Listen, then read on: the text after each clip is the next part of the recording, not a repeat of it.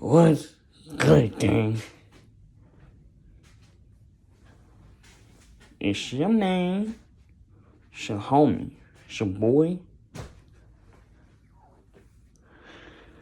it's your boy Lil Cupid. You know, we back with another video. Well, first, I wanna show y'all something. So, rearrange my room. There's a box right there. See how I can keep my door closed. See the keyboard's over there. TV, my bed. Changed it around because we needed to. If you didn't know, my bed used to be over there. TV used to be over here. Keyboard used to be over there. Originally, it was two beds right here, TV over there, keyboard over here, but I took one mattress and put it under the other one, and then I took the frame out. And then I moved the beds, did what I need to do. Well, this is my second time doing it again, so yeah. Now I do have a light on, even though it's like 10 o'clock in the morning. I could really, I would take the curtain down, but I'm just gonna leave it up because really don't feel like putting it back up, and it's gonna be a whole lot to put it back up. So, I think that my room is a little more organized now, so I'm good. That's not what this YouTube is about. This is what this video is about, guys. It's funny, I have a lot of energy for somebody who did not get a wink of sleep last night. 10 o'clock in the morning. 7 o'clock in the morning, the rays from the sun wakes me. I'm stretching and yawning, and bed don't belong to me. And a voice says good morning, now. Okay, sorry. Sorry, guys. That's that track in the car. None of y'all know about that. Okay, anyway. We're coming back with another story time. Now, I'm gonna be pacing around my room because I've been sitting in my bed all night, laying in my bed all night. So I'm gonna be pacing around my room. So if you hear footsteps, that's my slides on the floor. I have wood floor, so yeah. If you hear like a thump or something, that's because I ran into my table or ran into my TV stand, ran into my keyboard, I ran into the bed, or I ran into something against the wall. Something's gonna be against the wall that makes me run into it. So bear with me, guys. Bear with me. Okay. So today, I think I'm caught in between two different. Golly. I'm caught between two different stories. One part of me kind of wants to give y'all a little insight on my surgery. That was 2 years ago. Actually, yeah, 2 years ago. But another part of me wants to give y'all something childhood related, and then a part of me wants to give y'all. So yeah, there's really three options. So another part of me wants to give y'all another relationship story time. You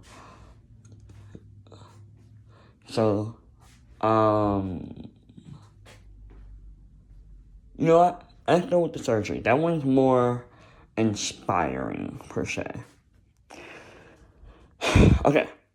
So, we're actually going to take this story way, way back. Okay. So, Quante, aka Lil Cupid, was born 2007, November 1st. Okay. And when I was born,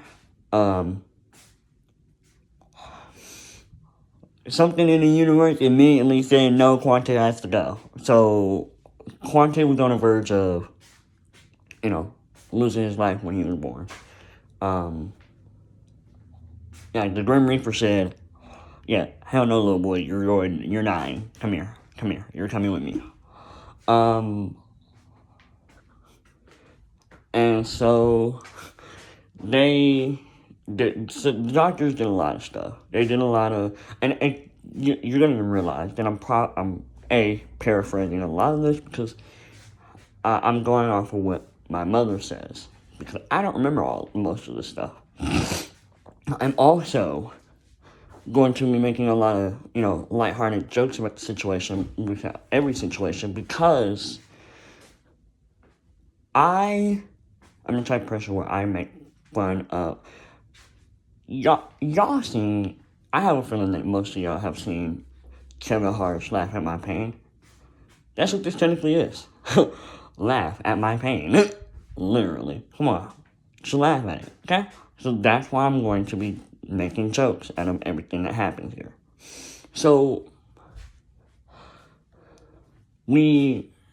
I, as a child, they told my mom, as a baby, they told my mom, hey, he's probably not going to make it overnight. Because immediately after I was born, she only got one glimpse of me. Her words, not mine. She said she got one glimpse of me, and 12, 11 doctors took me out. Took me out of that room and said, nope, we gotta take him to some high-tech security. So that night, they came in there and they told my mom, hey, he's probably not gonna make it overnight. He's probably gonna die. He's probably gonna pass away in the night. We can only do one more thing, and it's something called ECMO. I don't know what it is, so please don't ask me. But they said we can do ECMO, but that's our last chance. And we don't know if he's gonna make it. Well, she was like, well, of course, as a mother, she's gonna go, do the ECMO. Do the damn ECMO. Just do it. And they were like, okay, we're doing the ECMO. And so, they did the ECMO. I turned around. Turn around. Literally. My mom said that next day I was doing fine for myself.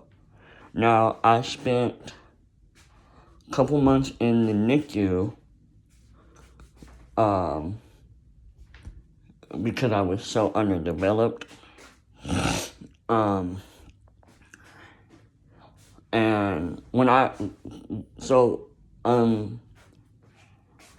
this is gonna come up later in years.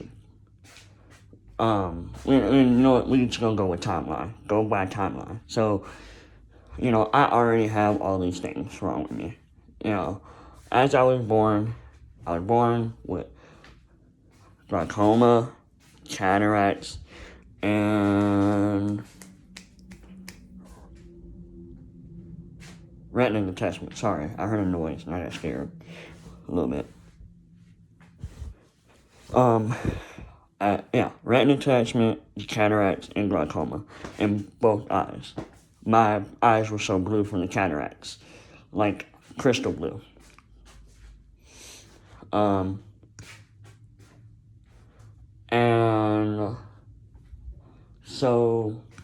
And then I also had a couple other symptoms. I wasn't eating as a baby, was not. So they had to put a feeding tube in my stomach. They also put a Mickey in my stomach. Sorry. I had a broad, I think it's called a flat, broad nasal passage is what I had. Which is the reason for all the nasally you hear in my voice when I record these videos. And then I also had a cleft palate, and my jaw was so small. It was so small. Now, for that, they gave my mom two choices. They said, sew his tongue to his mouth and sew his tongue to his lip. Yeah, sure. How am I supposed to eat with that? How? You're just gonna continue to feed me through the feeding tube my whole life? Oh, damn. I need some leverage here. Dang, I want to live a normal life. I don't have to carry around a feeding tube all my life, man. And then have a speech impediment on top of that. And I can laugh about speech impediments because I had a speech impediment. I could not well, I wouldn't call it a speech impediment, but I couldn't pronounce certain words right. So yeah, speech impediment. But it was either that or get a tracheostomy to put through my throat. And my mom chose to get the tracheostomy to put in so that I could breathe.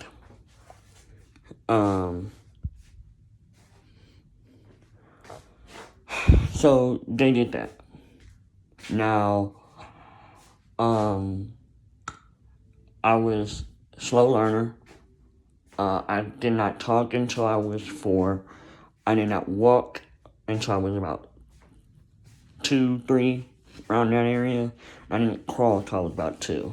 So, yeah, very much, slow learner, especially on the talking stage. And then I did not get to, as I got older, glaucoma started to slowly take the right eye.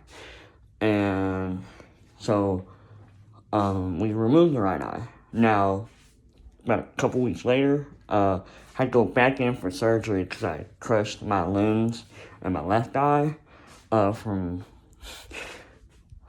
wanted to be Superman, apparently, or Spider-Man, whichever one works. I mean, you could have chosen any superhero, and I was that superhero.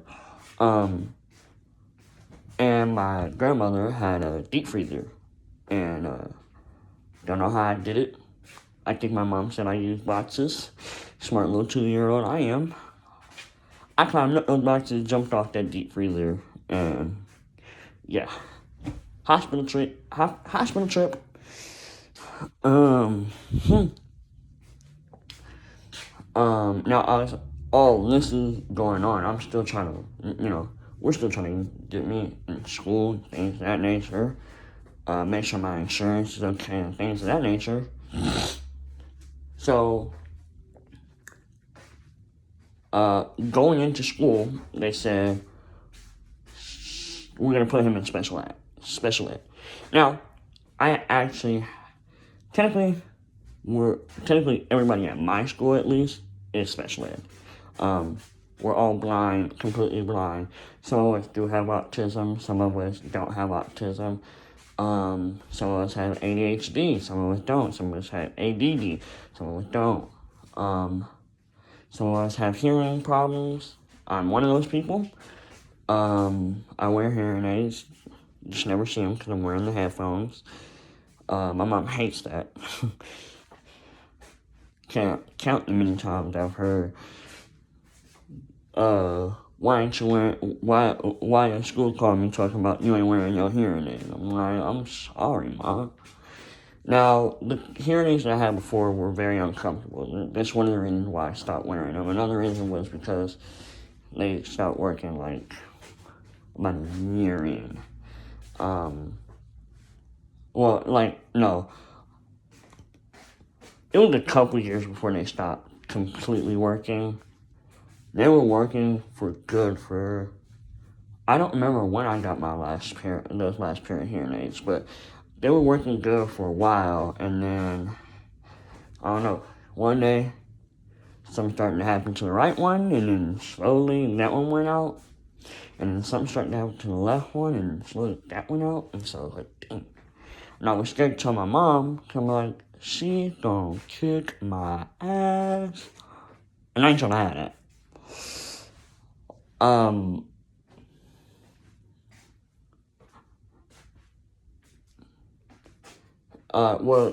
When I told her, she didn't, you know, at this point, I'm a teenager. She kind of got to a point where it's no longer, I'm not going to whoop you. I'm just going to take away all your enjoyments in life. And I actually never had to deal with that. I've gotten yelled at a lot over the past 2, 3, 4 years.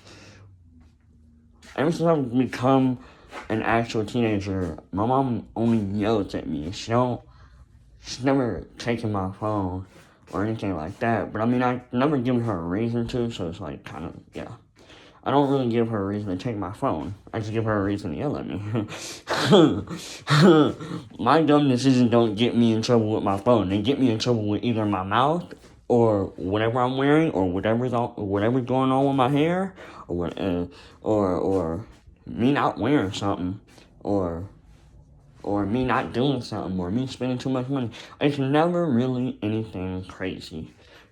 She just yells at me for things that I do. Now, in the moment, I'd be a little embarrassed because she'd be doing it in front of the homies. I'm like, why, Mom? You should wait till they left. Or she'll do it in front of my siblings, and they turn around and they start trying to be her little echoes. I'm like, dude, shut up. You're the sibling. Shut up. You're not the parent. But, it's still, still love for my mama at the end of the day. It's my mama. She's been taking care of me. So wee little boy.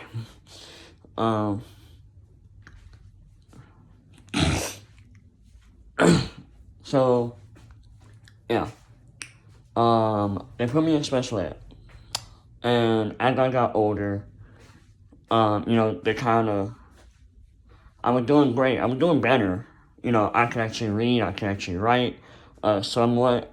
I was a reading grade lower than my, my peers. And so I was suffering from that. But I was still, at least I was reading and writing. That's at least good. I was reading and writing. I could talk. I can navigate my life. And,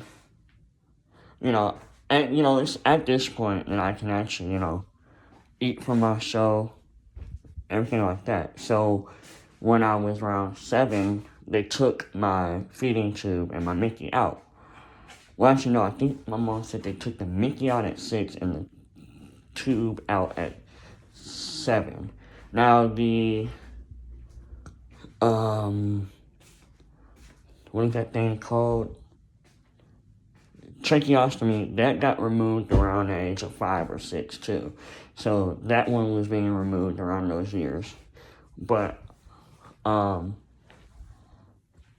now all we had to worry about was me rubbing my eyes and my eye falling out. I just hit my toe. Now we just have to worry about me rubbing my eyes to the point where they fall. When I was a little kid, every time I rubbed my right eye, the eye would just fall out. Because it's a prosthetic, so it would just crop out my eye. I'm just like, dude, why? You know how it happens, man. We're not supposed to be coming out the eye. Out the socket, come on, do better.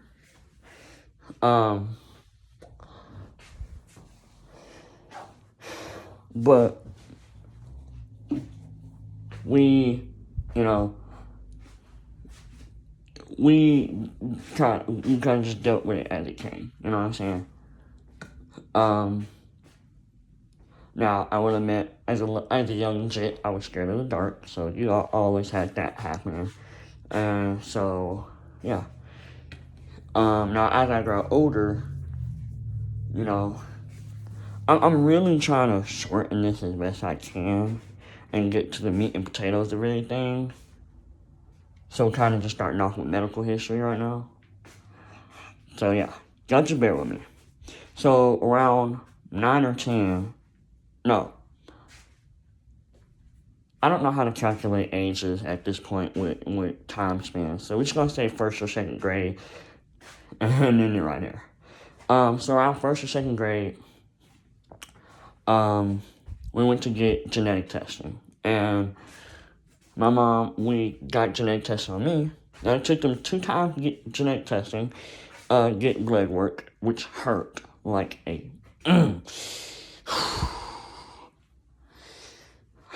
I know I've said about 3 cuss words up here, but I'm trying to keep it PG-13 at least. I'm trying not to drop F-bombs and S words. I'm trying to keep it to a minimum, you know, guys? So, bear with me. And I know you family members out here who be watching me. I know. But, you know, it ain't comedy if it ain't cussing. Okay, let me not. Okay, don't be snitching on me either. Family members who be watching me. Y'all know who y'all are. And yes, I'm calling y'all out. Okay, anyways. So, they got blood work. And they found out that I have something that's called Stickler syndrome type 2. Now, about a couple months later or so, Mom gets gets blood work done. We find out it comes from her. We don't know if it comes from my grandmother because my grandmother passed away.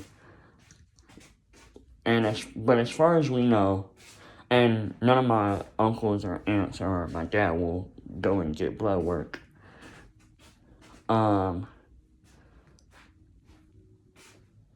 But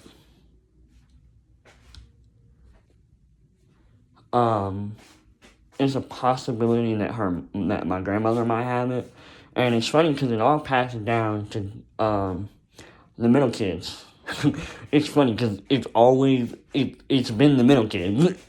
Literally, this whole time it's been my mom's a middle child, I'm a middle child, and at least on my mom's side, I'm the middle child. So it's like it's always coming down to the middle child, and I'm like, I already know that when I have kids, it's that second one that's gonna be the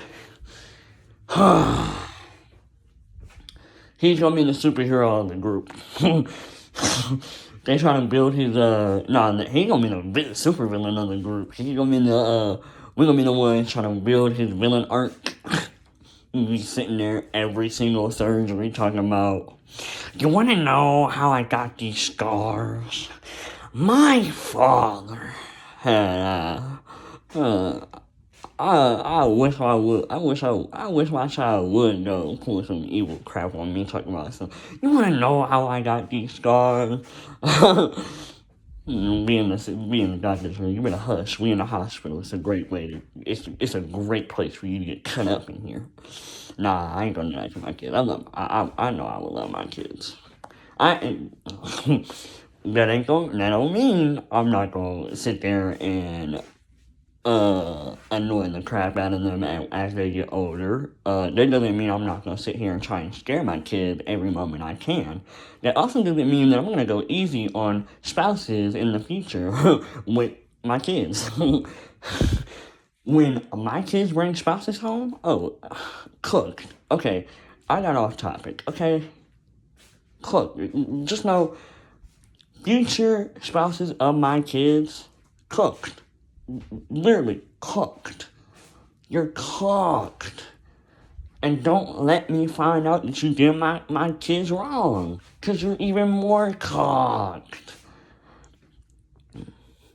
See, I'm gonna give you that warning when you first come in and be like, hey, I'm crazy. My wife, she crazy too over her kids. I got family members that'll kill for me. Come on, don't play with me. I already know how I'm gonna be as a father. I'm gonna creep my kids' spouses out. Me sitting in the house, sitting there, staring at nothing, holding the kitchen knife in my hand. And then watching them Saw movies helped me a lot.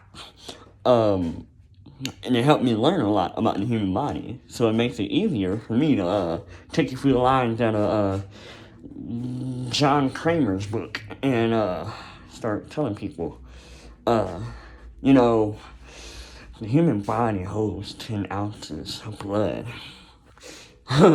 Sitting there scaring the hell out of my kids and out of their spouses. That's gonna be fun.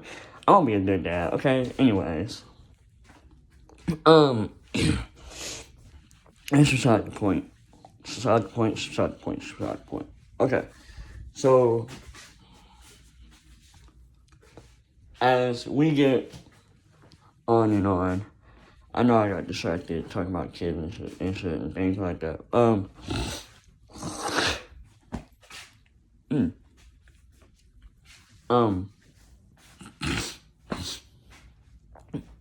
As we get, further into my life, into the book of Quantizzle, my nizzle,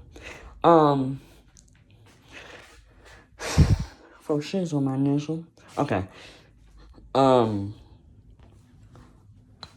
I lost my place at where we were. Give me a minute. Let me stop and think for a quick. Genetic testing. I think we were around genetic testing. So, like I said, my mom gets genetic testing. They find out, oh, you have it too. So, now it's just passing down from middle child to middle child. We don't know if my grandmother has it. My siblings don't have it. I'm the only one who has it. Her siblings won't get tested. My uncle and my aunt. My dad won't get tested. He won't test nobody in his family.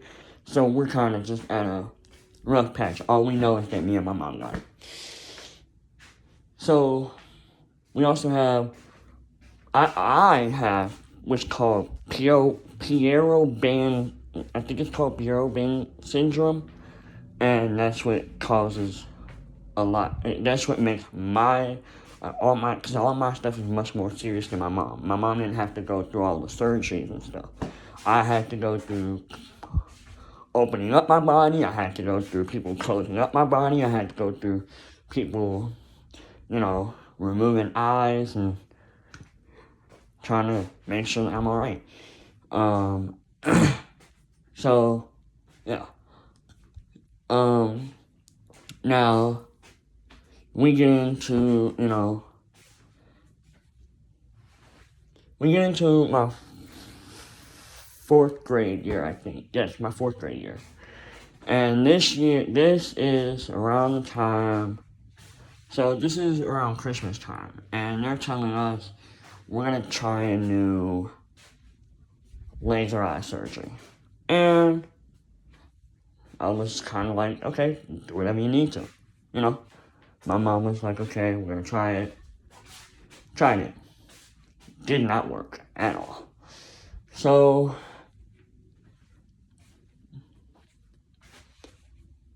at this point, we're like, we don't know what else to do. We don't know how to stop the progression of my left eye deteriorating. At this point, I can still read, but I can only read white on black and not black on white. And I know this because staring at a TV. You learn when you stare at a TV and it has white on black, you can read. At least for me. But, more years pass. More doctor's appointments. No more surgeries as much. I had one surgery where I had to go get a tube put in my left ear, but no eye surgeries, nothing like that, and kind of just left my eye alone. Now, 8th grade year came along. I got an appointment. We're starting to talk about removal of the eye. I actually don't know if this is around that time. I have a feeling it's probably a little sooner than that, actually. We probably talked about it 6th or 7th grade, but I could be wrong. But they were like, we're probably going to have to remove the left eye. they were talking about a cornea transplant. They were talking about my cornea, and they were talking about a cornea transplant. Well, I found out, years after, they were going to do a cornea transplant. They're actually going to do it on both eyes before the right eye died.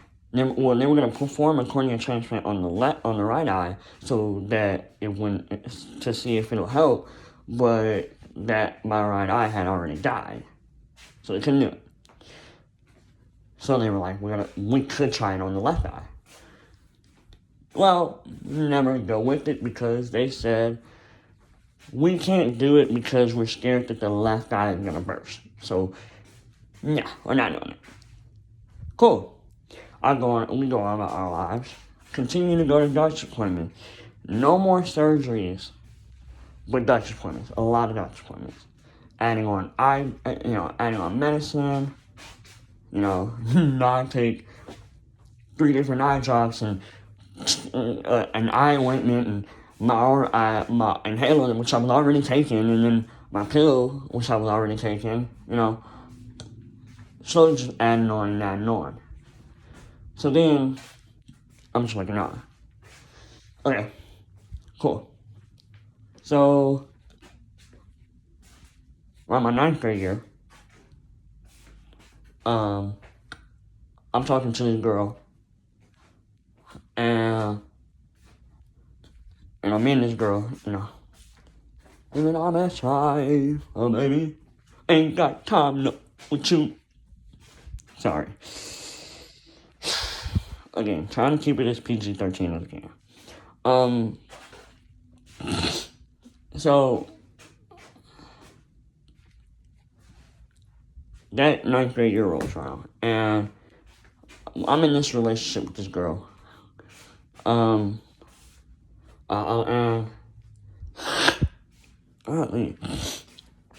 Now, the girl is kind of not really important to the surgery story, so, we're just gonna say, but she is kind of pertinent, actually, to, the beginning of my little surgery arc. So, we're talking, and we're together, so, of course, we're talking every day, and, so one morning, it was during the summer, my mom, lets me know, hey, you got this doctor's appointment. We're gonna go to the doctor's appointment. It's an eye doctor's appointment. And so I'm expecting to be prodding the eye with one of those eye pressure things, which annoy the crap out of me. Or, something like that. Or getting a light shot in my eye at least. Or at least them grabbing that big thing. I don't know if anybody else has seen them. Y'all know what I'm talking about. Y'all been in the eye doctors. Those big ass things. We have to stick your face through the little thing and rest your chin on the chin rest and hold your. They used to tell me to hold my hands on the little handles on either side. So that's what I used to do, and because I'm so short, I had to sit there and get on my knees just to even get in there. So. And you have to, they literally sit there and shine this bright white light in your eye. And then they and then for me, they would turn around and shine they had a different one on there with a blue light, and it's just sitting there, and it's as bright as the white light. And I'm sitting there being blinded to death, and I'm like, dude, really? Right in my left eye, the only good eye. For what it's worth. So, they're like, okay. So, we get to that appointment. That's what I'm expecting. That's what I was expecting. I didn't tell y'all that. That's what I was expecting. Actually, I did tell y'all that. I just forgot. That's what I was expecting. But no, it was just it was another eye doctor's appointment to get the right eye replaced. Or get it kind of, worked up a little bit. Now, I'm mad because the woman who used to do my prosthetics left. I think she retired. Oh, I miss her. She was nice. She was great. Every time I walked in there, And she always came in the doctor's office with a good attitude. That's the one thing I love. I love doctors who come in with a. I love people. People in general. When I meet a stranger, I love the good attitude, okay? I know that I might not have a good attitude a lot of the time, especially when I meet strangers. I try my best to be as excited as I can be when I meet strangers and kind of be a little more upbeat. Well, I'm not, socially awkward, so it's kind of hard for me to be social. But I love people who come in a room with this big, like, good attitude, and they're just great. They just have this good attitude, and they put a smile on everybody's face. I've known people like that in my life. People with good attitudes, people who walk and who try their best to put a smile on their face every single day, even when they're going through it. Hell, my girlfriend was good at it. She was the reason why I could have a good day. Because even if I didn't make my day a good day, her energy when she walked into a room, she's like, you can't put a frown on your face when she's in the room. For me at least, I was like, dude, you have this energy. It's like you walk into a room and it's like, oh my God, you just bring people upbeat. That's what I love in people. I love to see people be more upbeat and try and, socialize with everybody and ask questions and, do all the things. So that's why I'm upset that she left. My doctor left me. It's the second time that it happened too, because we had a doctor. Me and my both of these doctors were like with me since I was born, and then one of the doctors was with my mom since she was 14. So not only did you see her from when she was a teenager growing up, you saw me you saw her son, me, from when I was born to the day that you left. And I think he went to I can't remember where he went. And for some reason, something in me wants to say Australia, but I don't think it was Australia. I don't think he went to Australia. I think he went to a different. I can't remember what state he went to, but he went to a different state, and never seen him since. But he was a cool doctor. And yeah, and then my other doctor, she left, so I have this new doctor who does my prosthetics. And I'm like, okay, cool. So this new doctor, he walks in and sits down with us and starts talking to us and gets to know us, asks questions. Quante, how you doing? How old are you? What grade are you in? I answer, 16 at this moment in time and going into the 10th grade. I don't know, by the way, if y'all watch my last story time, I messed up on a lot of stuff because I changed people's names in there, and I slipped up and called almost everybody by their first name except for a handful of people in there. I think only 3 people got slipped up and called their name, but I tried my best not to. Now, lucky for this, I can't remember anybody's name except for certain people. So I can't really give y'all I can't even give y'all code names. I can just say doctors, nurses, mom, people. Now when it comes to my family members, and when it comes to me talking about multiple, if I have multiple cousins, I'll start, giving different nicknames out there. If I have if I start talking about multiple brothers, and I'll give y'all different nicknames, and multiple sisters, that whole shebang. Or if it's multiple friends in one, setting, I'll give y'all different nicknames for them.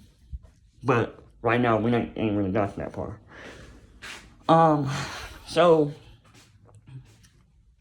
that doctor sits down, he talks to us, and he goes, okay, well, if we're thinking about remove it, because we were thinking about, at this point, we were thinking about removing the eye. My mom was like, he's about to be 18 in 2 years, and I want him, he's about to be 18 next year, 17 this year, 18 next year, and I'm trying to get him to make more grown-up decisions for himself, which I appreciate my mom for doing, because now I can actually sit down and go, okay, so now I can actually sit down with my mom and have a grown-up conversation, be like, hey, okay, let's talk about what we're doing, talk about why we're doing it, and then talk about, if we should do it or not. That's what me and my mom have been doing, is sitting here. When it comes to making decisions, we've been sitting down talking about it, and, like, okay, this is what we're doing, and we figure out the consequences and everything like that. Figure out why I'm doing it, if I'm okay with it, all that. So, the doctor was explaining to us, if he keeps that right eye, and if he keeps the left eye in, because at this point he had already removed my right eye, and the prosthetic out of the socket, and he's just sitting there with it. And he said, okay, so I want you to know that if we keep the left eye in, one, your skull is going to continue to push out, because I don't know, y'all didn't see it, but my gosh, the way my face was, the way this left eye socket was just bulging out from the swelling of my left eye. And then, if you go, actually, if you go on my Instagram, you can go and see videos of me with that left eye, and you can tell that left eye is swollen. Just swole. Because Instagram is the only area where I have, like, multiple pictures of myself, from, like, back before the surgery. Because that was the first thing I started posting on, was Instagram, and then it became YouTube, and then it became TikTok, and then it became Facebook. But yeah. So they sit down. So he says, also, your eye is still slowly dying. It doesn't seem to be getting any better, and we can't really do anything about it. So what do you want to do? And he gave us two choices. He said, we can either make the decision to keep the left eye in, and I replace this one. I just replaced this one today. Go back here and replace it today. Or you guys make the decision to remove the left eye, and you guys take this I put this right eye back in, and we wait until surgery, and then when y'all come and get the prosthetic for the left eye, I can just replace both eyes. And he said, lucky for you, you can choose your eye color. And I said, hell yeah. Now, that wasn't the reason for the making of the decision, guys. But I went home that night, and I got on FaceTime with my girl at the time, and I said, hey, this is what happened. So I'm always updating her everything that's going on in my life. So I was like, yeah, alright, this is what happened. I'm possibly gonna get my left eye removed. Actually, it's not even a possibly. I think I'm leaning more towards getting the left eye removed. And I said, so, talking about eye color, and I said this as a joke, I said, talking about eye color, what color eyes would you like to see for the rest of your life? Blue or green? So I was gonna go for blue or green. And she was like, I think blue looks better on you. And I was like, hell yeah, okay, shawty, okay, shorty what? She want me. So I gotta put the memes in myself, because I gotta say the memes myself, because I ain't got no editor to edit my videos, so.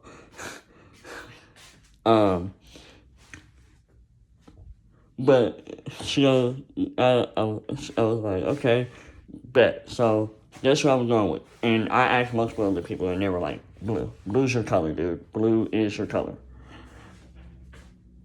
Turned out to be a lie. But we'll get into that once that area comes. So, we wait 2 months. Now, those 2 months pass, and I go through a lot of bullshit with people in my life, and, girls and stuff of that nature. Only girls. It's always only girls that are my problem. That's a lie. I got guys who are my problem, too. Like, I really be wanting to fight people. But I can't. So, time passes.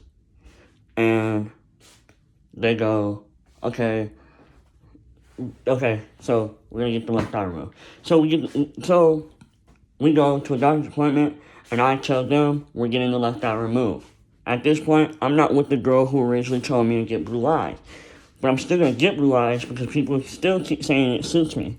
So they're like, okay, we'll schedule the surgery, we'll call you and schedule the surgery, and this, that, and the third. Now, we get home, and my mom said we'll talk about it when we get home. That's the only thing my mom says when it comes to surgeries and things like that. We'll talk about it when we get home. We'll talk about it when I get home, because my mom drops me off before she drops herself off. Drops herself to work. So, yeah. So that was the thing. And so I was like, okay, cool, Mom. You got it. Cool. Cool. Okay. Now,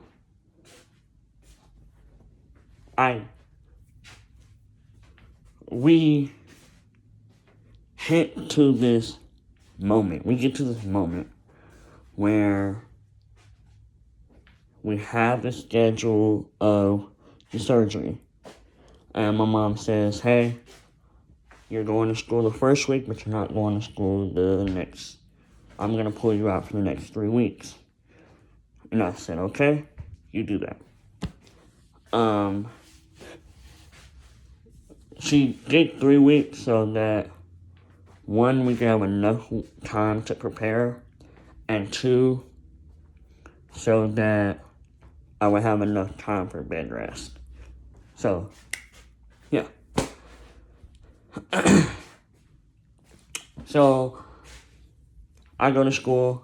I let all my new teachers know, hey, not gonna be in school next 3 weeks. Hey, not gonna be in school next 3 weeks. I go and let teachers, staff members, anybody I could, anybody who's gonna find it important to know why I'm going, or need a reason to know why I'm going, I gave them that reason. Hey, I'm not gonna be here. I got surgery.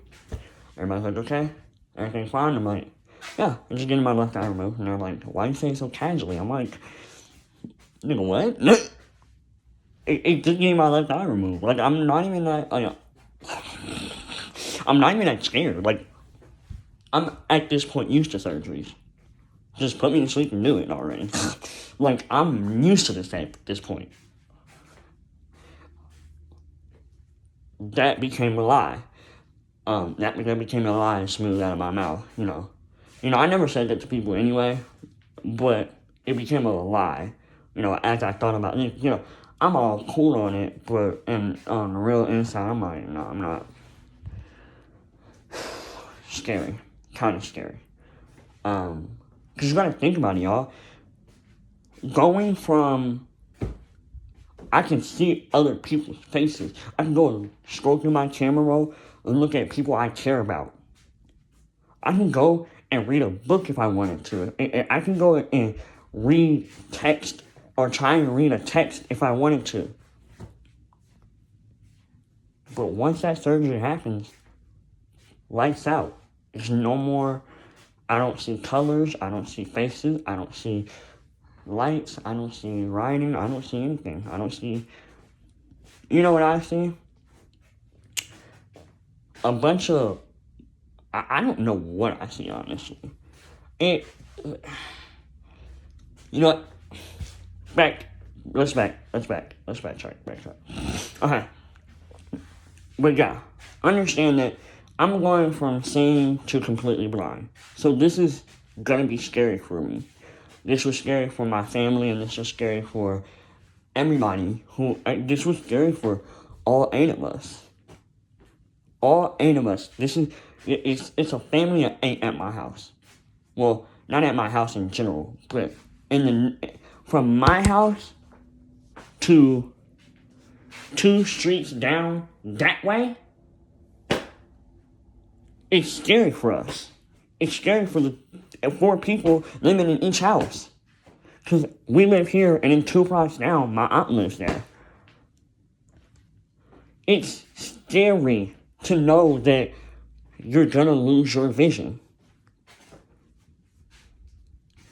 And you might not be able to see the people you care about anymore. You might not be able to read no more. You might not be able to do a lot of things. And I finally understand where people come from, when people have, accidents that happen to them, where it's like, I knew somebody who used to go to my school. He graduated, I think, no. Yeah, he just graduated this year. He's a kid I don't like, but he was cool for a minute, but I slowly stopped liking him because he was just, he did a lot of stuff. He did a lot of stuff that I didn't like. But I heard from him, when I first started talking to him, he was like, dude, I lost my vision from getting hit in the face with a bat. Like, I mean, yes, he had all these things already, but I guess that because he had a retina detachment and cataracts. And he was like, yeah, I went blind and I got hit in the face with a bat, and then, like, my vision started to get blurry, and then one day I just woke up and just couldn't see. Started freaking out. And I was like, and so now I finally understand when people say, oh, I had this accident. I finally understand when people say, I have this accident, and that's the reason why I'm blind. It's like, and they're like, I was so scared when I woke up that next morning, or I was so scared when my vision just went black. I blinked and couldn't see anything. I understand when people say that now, because, like, 1 minute you can see and the next minute you can't. You know what I'm saying? And I don't want to wish that on my worst enemy. Like, it's terrifying. So, for us, it's like, so that's what it is for me, but for everybody else, it's like, dang. We came this far. We were progressing. We were doing everything. And the eye was staying in. Like, it was everybody was like, dude, it's a miracle that you lasted this long with that left eye.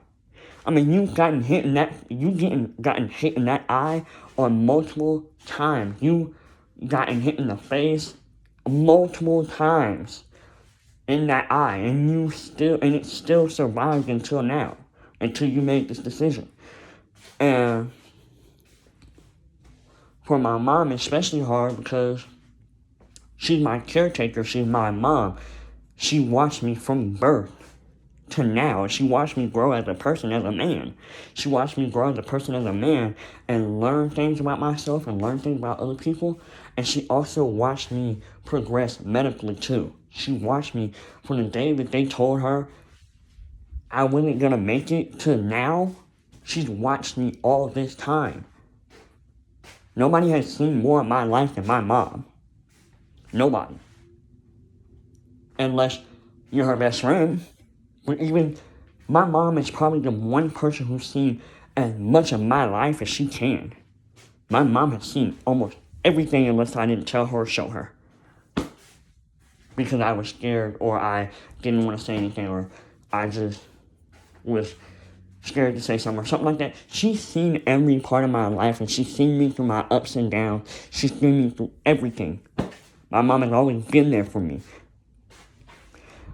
So we get to the surgery, and night before, we're all in the house. It's the night before, and my cousins, my older cousin and my little cousin.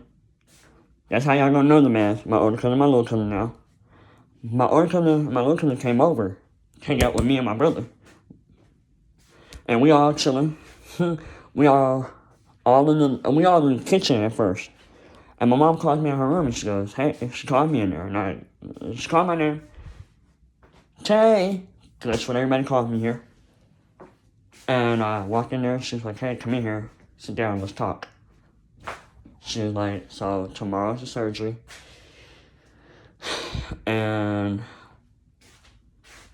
I want to make sure that this is something you want to do. And I said, yes, it's something I want to do.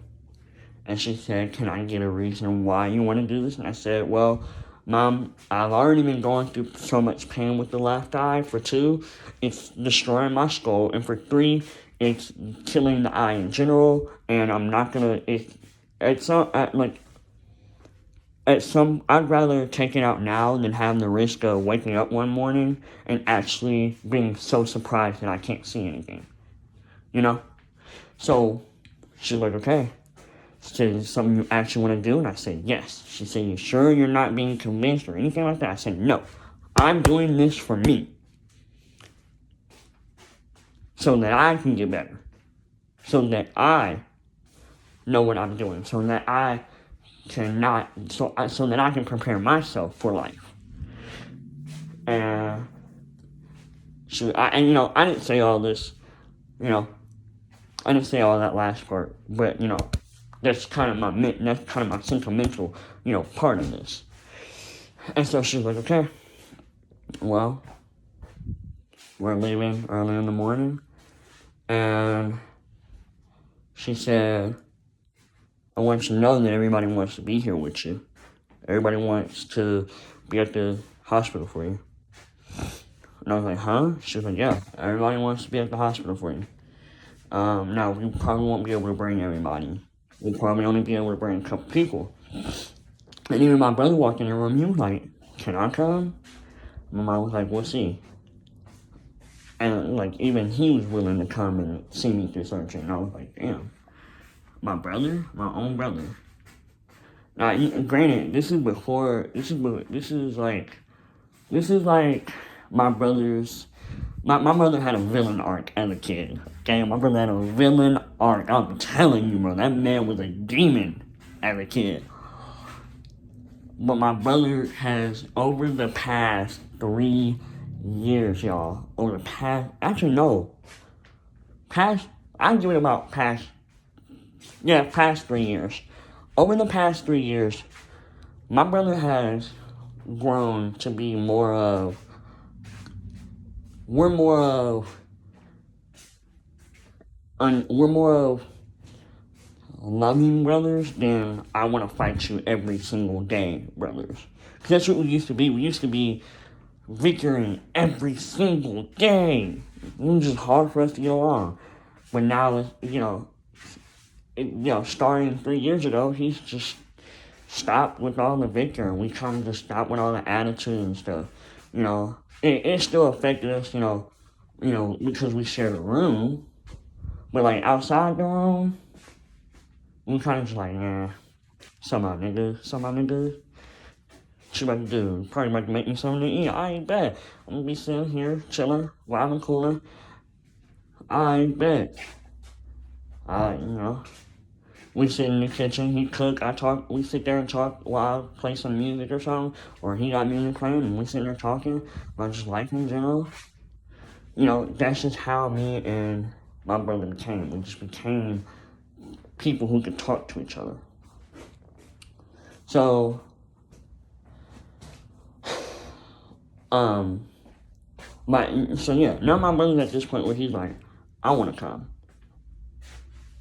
Now, a month before, I had already asked my older cousin because I was kind of, when I originally heard about it, I was like, I went and asked my cousin, I said, hey, if it's possible, you want to come to the hospital with me to go get my surgery? And he was like, why? And I said, I want you to be there. I want you to be there. I'm going to need your support. I want your support. I know I have my mom's support, but I want your support too. And he said, okay, I'll be there. And I said, okay, thank you. And he went with us. Now, everybody else didn't go. My brother stayed home. He fell asleep he fell asleep because he stayed up late. My little cousin, he wanted to come. he stayed late. He stayed up late with my brother, so they stayed home.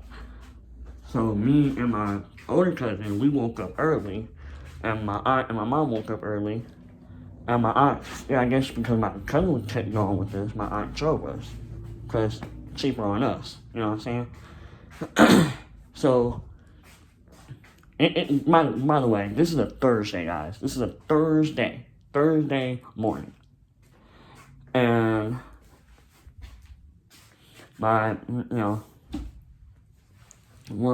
in the hospital room. And my mom's not saying much. My aunt's kind of talking, they're kind of talking to themselves. Me and my cousin kind of laughing, making jokes at each other, talking about, whatever we talking about on the way there. We get into the waiting room, still, doing our thing.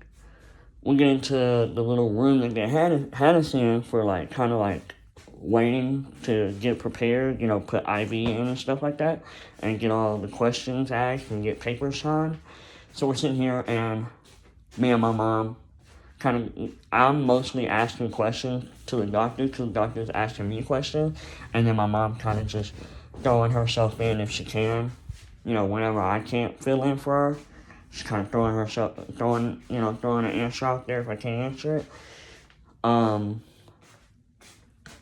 But we're sitting here talking to the doctor. We got the Cleveland show playing on TV, I think. So we're sitting here watching. Me and my cousin are sitting here watching the Cleveland show while they're preparing me for my surgery, and we're sitting here chilling. And I'm just staring at the lights. I'm just staring straight at the lights, and I'm just like, damn. I'm in my head thinking damn. It's last time I'm gonna ever see light ever again, nigga. I'm not gonna see light ever again, y'all. That was my first thought was, I'm not gonna be able to see lights ever again. I'm not gonna see my cousin's faces every time after I come out of surgery. I'm not gonna see my mom's face. I'm not gonna see my aunt's face as soon as I come out of surgery. I'm not gonna see nobody's face when I come out of surgery. What? I'm not gonna be able to watch the thing I wanna watch. If I have a wife, I will never know what she looks like. Never know what she looks like. If I have kids, I'll never know what my kids look like. If I watch a new movie, I'll never know what anybody looks like. I have to go off descriptions. I'll never know I'll never know what certain areas look like. I'll never know what a beach will look like. Mind you, I've never been to a beach. Never been to a beach. And you know what? If I go to a beach in my near future, which I probably will, I'm never going to see a beach. I'm going to a beach for my honeymoon. I don't care what anybody says. Anyways, I'm never going to see a beach. I'm not going to be able to ever see artwork ever again. I'm not going to be able to look at anything. I have to use my other four senses: taste, smell, hearing, touch. Mind you, my hearing ain't that good. My smelling, it's better than my hearing, but it still ain't that good. My touch, a little better. My taste, a lot better. I love me some food. But I'll have to rely on my other four senses. I'll never have that fifth sense ever again. Not anymore. For the rest of my life, I will never see anything ever again. Never. And I heard one of my friends, he was talking to me, and he was like, it's a possibility that I could get my vision restored. And I was like, well, damn. Hey, can you give me what they giving you, bro? Come on, come on. What? But no. He still doesn't have the vision. So I guess they never really put the effort in to talk about it like we did for my surgery. I guess they kind of was like, it's a possibility, but we're gonna say no on it right now. So, yeah. And then you have people out here who tell me, technology is gonna eventually advance and you're gonna be able to see What about the way I saw before I lost my vision? I've had Uber drive. I told an Uber driver once about this stuff, and I only told him that I was like, completely blind, and I had two prosthetic eyes, and so I was just telling him, kind of sad that I'll never see faces ever again. I'll never see my kid's beautiful face. I'll never see my wife's beautiful face. Never see none of that, and I'll never see, actual landscapes and stuff like that. I'll never be able to take a proper photo ever again in my life. Go look at my Instagram and tell me what I did wrong. I'll never be able to record a video right. Because I never, and yes, I'm doing this YouTube and TikTok and Instagram and Facebook stuff, and I'm doing my best with it, but at the same time, you gotta realize, I'm trying my best with it. So, if y'all get bad quality videos, it's my fault, yes, but I'm sorry, I can't do anything about it. Y'all gonna just get bad quality videos. Just horrible quality videos, I'm sorry. But we, they eventually said, they had me change into a gown, They sat there and pried jokes at me. We sat there and laughed had a little laugh moment in the room. My aunt would joke around with me and stuff like that. And she was like, they always tell me in my house, you're not blind, you're lying. I'm like, no, I'm actually blind. I just learned to navigate life better than a first blind person would be. Like, I know I'm just now becoming completely blind, but I'm pretty good with it, y'all. Sorry. My nose got I'm getting a little hot. I'll just take the sweater off after the video. Or the hoodie off after the video. But yeah, they, we sat in there, and they called for us to go back. They told my aunt and my cousin to wait in the waiting room, and they said, okay. They went off to the waiting room, and I told my cousin, I'll see you when I come out, bro. He was like, all right, bro. Peace. We dabbed each other up, gave each other a hug, and that was it. We walked out the waiting room. My mom stayed in. She walked with me as far as she could, and they told her, okay, y'all ready to say goodbye? And we were like, yeah, get this show on the road. I've seen my mom cry 2 times in her life before this moment. Once was when my Aunt Gina passed, and she cried at her funeral. Second time was when we had a situation happening at my house, and it was a whole lot, and my mom just couldn't take it, and she was distraught. It was a whole situation. I'm not gonna get into that. Y'all won't get that information out of me. That's the past. I don't want to talk about that part of my past, because I was the one who made it a problem, and I should have honestly just left it alone. Okay, that's all I'm gonna say. Now, this was the third time I've ever seen this third strike. Ever seen my mom cry? My mom just sat there, and my mom, I just heard, I heard the tears in the voice. You can tell when somebody's actually crying when they talk. So my mom, she's a quiet cry. She doesn't cry. She doesn't howl out in anguish. She's a more quiet. She's not me. That's the thing is, I'm vocal when I cry. I am so vocal.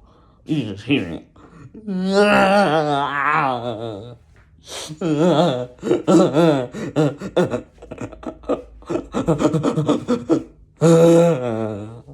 You hear it in my voice. You can hear me gasping for air and shit. No, my mom, no, she don't cry. She don't cry loud. She's a silent crier. And she don't cry like that. And, I could hear it in her voice as soon as she told me. She leaned over and kissed me on her forehead. And this goes for any teenage boy out there. I don't care what you say. I'm letting my mom kiss me on my forehead. I don't care. I'm sorry, I'm letting it happen because I don't realize that might be a coping mechanism for them or something. You never know. Especially in serious moments like these. Maybe they just need to treat you like a child real quick and kiss you on the forehead and tell you that it's okay. You never know, the situation might call for a kiss on the forehead and a whisper in your ear to tell you it's okay. So, teenagers and kids out here who want to be grown and talking about you might not do that, let it happen. Let it happen. You might need that kiss on the forehead. You never know. Okay? Now, back to the story. And I heard her. I heard the tears. She told me she loved me, and she told me she'll see me she'll see me, after surgery. And I said, see you when I get out of surgery. And I said, I love you. And I heard that door shut. They rolled me into the anesthesiologist room, and I had to sit there and hold it together. I had to be a man. I had to sit there, hold my tears in. I had to blink my tears away. Like, nah, can't cry. Can't cry. Be a man. Be a man. Be a man. You got this. You got this. You got this, Tiger. Okay. I had to really, really hold it together, even to try to stop myself from crying. Cause I'm finally here at this moment. I'm finally here at this moment where there's no going back. We already here. Okay. There's no going back. And they asked me, hey, you want to listen to Bruno Mars? They asked me, you want to listen, what do you like to do for fun? I said, I like to listen to music. They said, do you want to listen to some music before you go to sleep? I said, hell yes. I didn't say hell yes, but I said yes. And they said, who would you like to listen to? I went with the safest option, even though I was probably listening to something way more violent, and I said Bruno Mars. But I was probably listening to something way more violent at that time. It was probably if I was able to choose, it would probably be some cool Mo 3 something, or probably like some Hung So or something like that, something around there, or Bryson Tiller, something like that. I don't know. It was gonna be something, but I chose safe option and went with Bruno Mars. Now, I didn't hear a single lyric or even note of Bruno Mars before I passed out. They put that mask on me, and I just pumped. I'm gone. So I wake up. Can't see shit. I'm blind. Can't see nothing. And I wake up, and my mouth is dry. Like, I'm talking dry. Like, it made me feel like I ate 2 Popeyes biscuits and then went out into the desert and sat out there and just started eating sand. How dry my mouth was. Okay? I'm telling you, my mouth was dry. As soon as I talked, I was like, dang, I need some water. I was like, and they was like, my mom was like, you up? I'm like, yup. She was like, I had to hit her with that. Can I get something to drink? Some. She was like, yeah. I think they gave me apple. I think I said I wanted apple juice is what they gave me, or it was either that or lemonade, I think. I don't remember what I had, but it was something. Let me have a. I swear, okay, off topic real quick again, but hospital food is so good when you're actually in the hospital. It ain't good when you're not. Actually, no, that's a lie. I actually can't say that. Hospital food is actually good all the time. Okay, I don't know what it is, but when you go to a doctor's appointment or you're in the hospital and they start serving you and you go and get food out of that food court, out of that cafeteria, oh my gosh. I love hospital food, and I don't know why. I used to eat up hospital food. Back when them surgeries were happening, dude, I was eating up hospital food. Okay. Anyways, um, so as time goes on, your boy, he gets, um, you know, I come out, they give me something to drink, and I hear my cousin, he goes, yo, what's up? I'm like, not much, man, just woke up, and shoot, I made it to the other side, man. He was like, yeah. And he's like, can't believe it, huh? I said, yeah, man. Finally made it to the other side. You know what I'm saying? And we made it out. And we sitting there, we talking, and everybody chatting. And we go home and we still chatting. Like, me and my cousin were chatting just as we were when we were on the way to the hospital.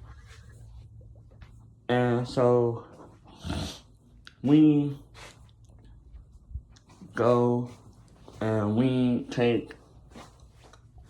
go and I think my mom ordered us pizza. Yeah, my mom ordered us pizza. Now, I can't remember if we got the pizza before we left the car or after we left the car, but we got it sometime. So we went home, my aunt and my mom left the house again, and me and my cousin and my brother came out in his room from sleeping, out of actually our room at the time, it was our room. Now it's my room. He came out the room for sleeping, and he's like, yo, what's up? And he was like, I had surgery? I was like, yeah. He's like, oh, damn. I was like, yeah. I had surgery and everything. I'm completely fine now, bro. I was like, dang. So, eventually, we're sitting there eating and talking, and I just get this weird feeling in my gut. And it feels like I want to throw up. Like, I start feeling nauseous and start feeling like I want to throw up. But I can't. And so I try and drink some water, go with some water now. And they go, you okay? And I say, yeah, I think I just need to lay down. So I went in my room and lay down. Went and laid in my bed. Now, my mom had already they had already told me that when I had the surgery, don't lay on the left side. So I didn't lay on the left side. And I took a nap. I fell asleep. I woke up a couple hours later, and my mom came home. She put 2 more pillows under my head. I felt like I would need to puke again, so they went and grabbed a bowl and made sure and then they kept it in there and they also brought me a TV table, which I still have, and they put the bowl up there. It was a big bowl too, just in case I threw up. But I can't throw up, so it didn't happen. But they put the big bowl right there next to me. They laid me back down. I went back to sleep. Woke up again a couple hours later, and my little cousin was in the room. He was like, yo, what's up, bro? I'm like, nothing much. Just came out of surgery, you know what I'm saying? He's like, okay, I just came in here to check on you. I was like, yeah, I'm just in here to sleep. He's like, all right, you bet. I went back to sleep. Every single day after that, I only woke up to eat. And if I woke up other than that, it was because I woke up to other people. I woke up everybody. I want to let y'all know, this is how OG my older and my little cousin were. This is how OG, you know what? This is how OG my boys were. My homies. Every single day after my surgery, they were at my house. And every single time I woke up, they were checking up on me. Every single time, bro. My dogs, my homies are my homies, bro. That is something I was surprised to see. I didn't expect to see my homies be at my house every single day and help me when I needed it, bro. When I needed it, bro. You don't expect that until you actually see it, bro. That's how crazy it was for me. I was like, dang. they really do love me. Huh? Shame. So, move on with life. I get better, and I have a couple text messages from people, and I let people know, hey, I'm alive. We had surgery, and everything was a success. I made it out. I'll be at school in the next 2 weeks. And everybody's like, I bet. So, yeah,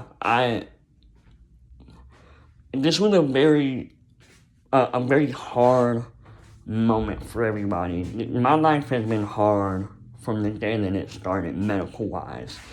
Like, people talk about it being hard on the streets, but my medical life, everything in any single folder, any file with my name on it in a doctor's office has mountains and mountains and mountains of papers on my medical stuff.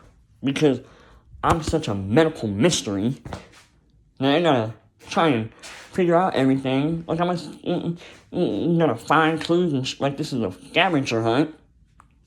I'm like, oh, this is why that's happening. Oh, well, this is why that's happening too? Oh, okay. So that's why both of those things are happening. Now we gotta figure out, this is a new medical condition. Yay! So, yeah. Now, after my surgery, as y'all all know, I did not have a good 10th grade year. We all know this. And I want to say this for, people who actually love me and people who are actually watching the video,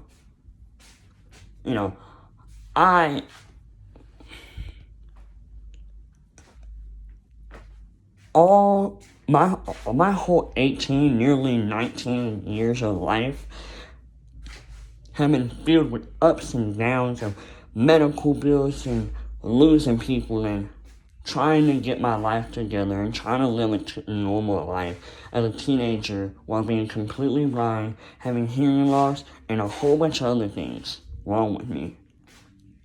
And one of my biggest fears and one of my biggest fears and terrors were I was never gonna make it in life as a blind kid. I was honestly scared of being one of those guys who, because I'm blind, I use that as an excuse to stay home and this, that, and the third. I try not to do that. I try to, if there's an offer to go out somewhere, hey, can I come? Hey. Don't forget about me. Let me get dressed real quick. I try and be a little more outgoing so that I can explore the world as a completely blind person. Granted, I need to start bringing my cane more. But at the same time, I still try and get out as a normal person. Even if I know I'm not going to have fun, I still try and go out just in case I do.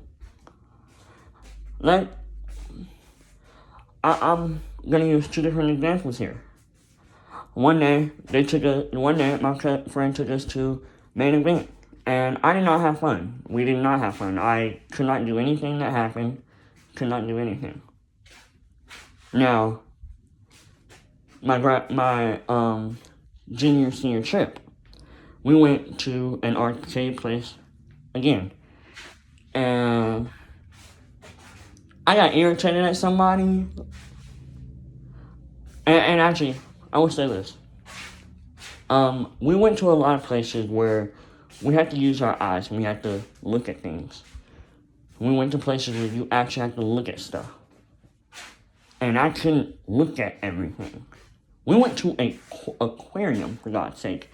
I could not see anything. We went to an arcade place. How am I supposed to... They also had laser tag there. How am I, a completely blind person, supposed to play laser tag or arcades? Now, granted, they have bowling there, but I don't bowl, for one, and for two, I already know, like, I was like, I don't bowl. I suck at bowling. I don't bowl. I suck at bowling. So that's why I didn't do bowling. I also heard they got kicked out like 10 minutes in. So they got kicked out after the first match of after the first everybody only took one. Everybody who did bowling only got one match, and only got one match in their little bowling group, and then they got kicked out of the bowling area because another school decided they were gonna put our field trip on that same day. No, their field trip on that same day. So yeah. Now I'm gonna admit it. I'll say it here.